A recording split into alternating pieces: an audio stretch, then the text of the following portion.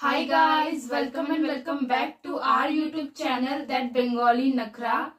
हम फिर से आ गए हैं एक और धमाकेदार रियल हॉरर स्टोरी जो कि इतनी ज्यादा खतरनाक होने वाली है कि आप सभी के रोंगटे खड़े हो जाएंगे। आज की स्टोरी इतनी ज्यादा खतरनाक इसलिए है क्योंकि आज सिर्फ और सिर्फ एक भूत से पाला नहीं पड़ने वाला है। आज की इस वीडियो में आपको कुछ ऐसा सुनने को मिलेगा जिससे कि आप भी दंग हो जाओगे। तो पूरी वीडियो को बिना स्किप किए पूरा देखना और चैनल को हमारे सब्सक्राइब कर देना। So without further ado let's get started. तो बीच के कुछ वीडियोस में मैं गायब हो गई थी, पर अब मैं ट्राई करूंगी कि हम दोनों साथ में ही वीडियो बनाएं। तो चलो फटाफट से इस हॉरर से वीडियो को शुरू करते हैं। तो आज की हमारी ये स्टोरी है बिहार की। बिहार में एक लड़की रहती थी जिसका नाम था संजना। संजना की एज 25 थी और उसकी शादी होने वाली थी। जिससे उसकी शादी होने वाली थी उसका नाम था आदित्य। आदित्य की उम्र 27 के आसपास होगी। आदित्य पेशे से एक पुलिस ऑफिसर था और इन दोनों की अरेंज मैरिज होने वाली थी। संजना और आदित्य दोनों ही शादी के लिए बहुत ज्यादा खुश थे। तो जैसे कि आपको पता है कि गांव की शादी बहुत ही धमाकेदार तरीके से होती है, तो इन लोगों की शादी भी कुछ ऐसी ही होती है। सारे फंक्शंस बहुत ही अच्छी तरीके से होते हैं और फाइनली इन दोनों की शादी हो जाती है। शादी कंप्लीट हो जाने के बाद संजना आदित्य से कहती है कि उसे गोवा घूमने जाना है, क्योंकि इससे पहले संजना कहीं भी गोवा नहीं गई थी, इसलिए वो गोवा जाने के लिए बहुत ज्यादा एक्साइटेड थी। आदित्य भी संजना की ये बात मान ही लेता है और वो कुछ दिनों के लिए छुट्टी ले लेता है गोवा जाने के लिए। शादी के बाद ये उनकी एक साथ पहली ट्रिप थी, इसलिए वो दोनों ही बहुत ज्यादा एक्साइटेड थे। पर गोवा जाने के बाद उन दोनों के साथ कुछ ऐसी ऐसी घटनाएं होती है जिसे सुनकर आप भी दंग हो जाओगे। तो होता कुछ ऐसा है कि वो दोनों गोवा पहुंचकर अपने बजट के अकॉर्डिंग एक अच्छा सा होटल देख लेते हैं। होटल डिसेंट सा था, ना ही ज्यादा सुंदर था और ना ही ज्यादा बेकार था। और वैसे भी उन दोनों को ज्यादा दिन के लिए गोवा में नहीं रहना था, इसलिए उन्होंने होटल कम बजट वाला चुना। क्योंकि संजना और आदित्य की अभी हाल फिलहाल में ही शादी हुई थी, इसलिए संजना ने एक बिल्कुल नई नवेली दुल्हन की तरह गोवा में गई थी। इसका मतलब संजना के हाथों में मेहंदी पूरी तरह से लगी हुई थी, उसके पैरों में आलता, उसने कई सारी चूड़ियां पहन रखी थी और उसने अपने चेहरे पर काफी ज्यादा मेकअप भी कर रखा था। संजना को देखकर कोई भी बता देगा कि उसकी भी हाल फिलहाल में ही शादी हुई थी। गोवा में पहुंचकर वो लोग पहले दिन थोड़ा रेस्ट करते हैं और शाम के टाइम घूमने के लिए निकल पड़ते हैं। घूम घाम के वो लोग होटल वापस आ जाते हैं। रात के करीब 12-1 बज रहे थे। अचानक से आदित्य की आंख खुल जाती है क्योंकि उसे कुछ आवाजें आ रही थी। उन आवाजों को सुनकर वो तुरंत से उठ जाता है। जैसे ही वो उठता है तो उसे अपने रूम में संजना नहीं दिखती। वो पूरे रूम में संजना को ढूंढता है, लेकिन उसे संजना कहीं भी नहीं दिखती। इसलिए वो संजना को ढूंढने के लिए अपने रूम से बाहर निकलता है तो उसे दिखता है कि संजना कॉरिडोर में वॉक कर रही है और वो अपने में ही पता नहीं कुछ न कुछ बोली जा रही है। ये देखकर आदित्य संजना को आवाज लगाता है कि इतनी रात को तुम यहाँ पर क्या कर रही हो।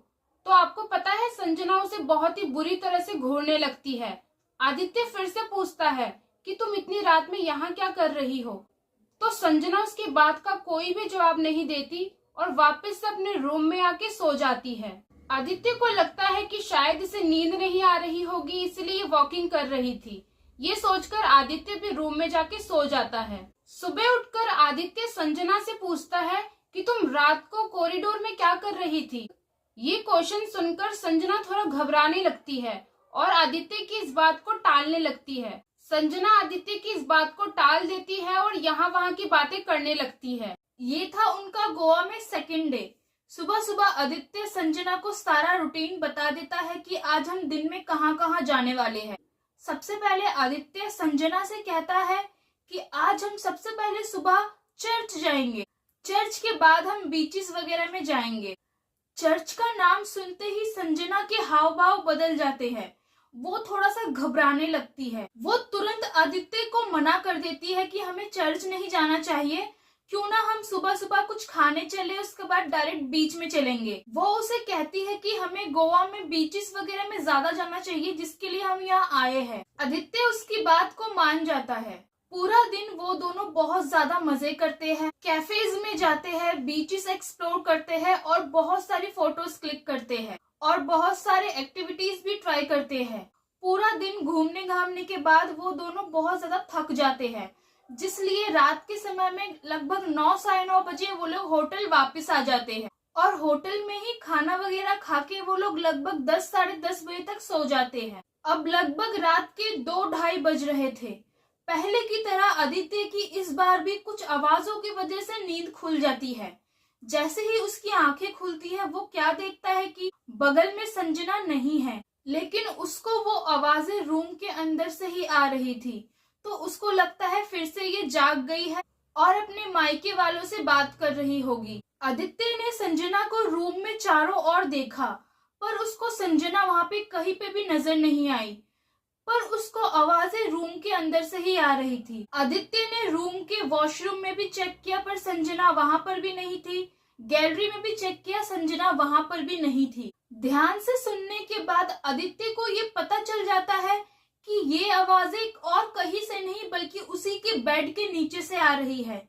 नीचे से आवाज सुनकर वो बहुत ज्यादा डर जाता है और वो ढंग से सुनने लगता है। ध्यान से सुनने पर आदित्य को वहां पे एक नहीं बल्कि 2 आवाजें आ रही थी, एक औरत की और एक आदमी की, जिसे सुनने के बाद आदित्य के पैरों के नीचे से जमीन खिसक जाती है। दोनों ही आवाजें बहुत ज्यादा भयंकर थी। आदित्य बहुत ज्यादा डर जाता है, पर उसे चेक भी करना था कि आखिर नीचे है कौन। डर डर के वो अपने सिर को नीचे झुकाता है और चेक करता है कि बेड के नीचे कौन है। और जैसे ही वो बेड के नीचे देखता है तो उसकी आंखें फटी की फटी रह जाती है। वो देखता है कि बेड के नीचे और कोई नहीं बल्कि संजना है। संजना के अलावा उस जगह पर और कोई भी नहीं था। संजना ही वो आदमी और औरत की आवाज निकाल रही थी। दोनों ही आवाजें इतनी ज्यादा डरावनी थी कि आदित्य उस जगह को छोड़कर तुरंत ही भाग जाता है। डर के मारे आदित्य पूरी रात अपने रूम में नहीं जाता और उसे ये कहीं ना कहीं पता चल चुका था कि संजना के अंदर कुछ न कुछ तो गड़बड़ जरूर है। अगले दिन सुबह आदित्य संजना के उठने से पहले ही रूम में वापस आ जाता है, क्योंकि वो संजना को अकेले छोड़ भी नहीं सकता था ऐसी हालत में। तो ये उनका गोवा में लास्ट डे था। अगले ही दिन वो लोग वापस अपने गांव के लिए निकलने वाले थे। आदित्य सोचता है कि पूरे दिन तो ये नॉर्मल रहती है, पता नहीं आज रात को क्या होने वाला है। रात को लेकर वो बहुत ज्यादा टेंशन में था। जैसे जैसे अंधेरा हो रहा था, आदित्य की दिल की धड़कनें बढ़ती जा रही थी और आखिरकार रात के सोने का समय हो गया था। आदित्य बहुत ही ज्यादा डरा हुआ था। रात के करीब 1-1:30 बज रहे थे। डर के मारे आदित्य जगा हुआ था। उसने बस अपनी आंखें कस के बंद कर रखी थी और अचानक से उसको वही सेम आवाजें सुनाई देने लगती है, एक आदमी की और एक औरत की। वो सारी खतरनाक आवाजें आदित्य बस आंखें बंद करके सुने जा रहा था। उसके अंदर जरा सी भी हिम्मत नहीं थी कि वो अपनी आंखें खोले। उन डरावनी आवाजों के साथ साथ आदित्य को अपने रूम में किसी के जोर जोर से कूदने की भी आवाजें आ रही थी। जैसे ही उसने अपनी आंखें धीरे से खोली, वो क्या देखता है कि संजना ही अपने रूम में जोर जोर से कूद रही है। उसके पूरे बाल खुले हुए हैं और बिखरे हुए थे और वो बहुत ही ज्यादा डरावनी लग रही थी। जैसे ही सुबह हो जाती है, संजना बिल्कुल ही नॉर्मल हो जाती है। वो दोनों फटाफट से अपना पैकेजिंग वगैरह करते हैं और होटल से चेकआउट कर लेते हैं। बिहार पहुंचकर ही आदित्य ने ये सारी बातें अपनी मम्मी को बताई कि पिछले कुछ रातों से संजना के साथ क्या क्या हो रहा है। ये सारी बातें सुनकर आदित्य की मम्मी भी घबरा जाती है,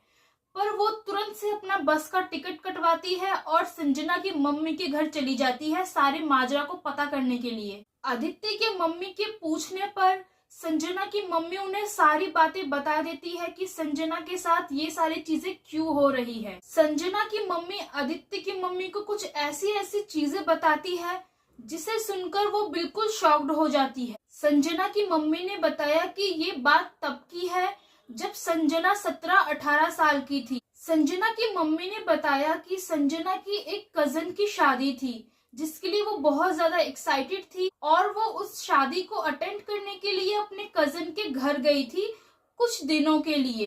संजना को उस समय सजने संवरने का बहुत ज्यादा शौक था।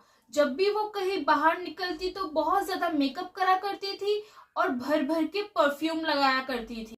जब से वो उस शादी से लौट कर आई है तब से ही वो ऐसे हरकतें कर रही है। हमने उससे कई बार पूछा और कई तांत्रिकों को दिखाया पर इसका कुछ भी रिजल्ट नहीं आया। तांत्रिक ने हमें बताया कि इसके अंदर एक नहीं बल्कि दो दो आत्माएं हैं।